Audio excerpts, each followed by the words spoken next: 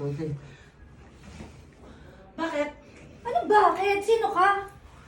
Girlfriend ni XB. Ha? Kailan pa? Bakit? Tumayo ka nga! O, di ba asawa niya ako? Tapos, sino to? Oo, hindi ka kalala. Ako ang gayo dyan. Eh, di ba may nangyari sa atin kagabi? Ano yun? Mahal, hindi na kalala to, be. Ano yung... Nalatawa ko sa sasabihin ko. Sige, Mga sige, costume mo ka talaga? Sige, Hindi ko sige, sige, sabi. go.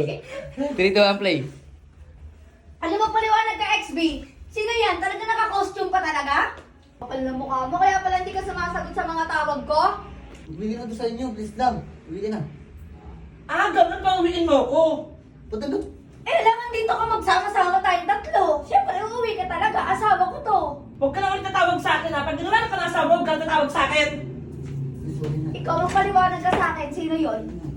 Talagang dinala mo ka dito, hindi ka nakakontento sa akin? Ah, wait lang, hindi pala ako papayag. Paano ako? Paano yung nangyari sa atin kagabi? May nangyari sa inyo kagabi? Oo, meron. Grabe ka. Ano bang meron sa kanya na wala ako? Malaki yan? Sa akin wala, kaya pinagpalit mo ako?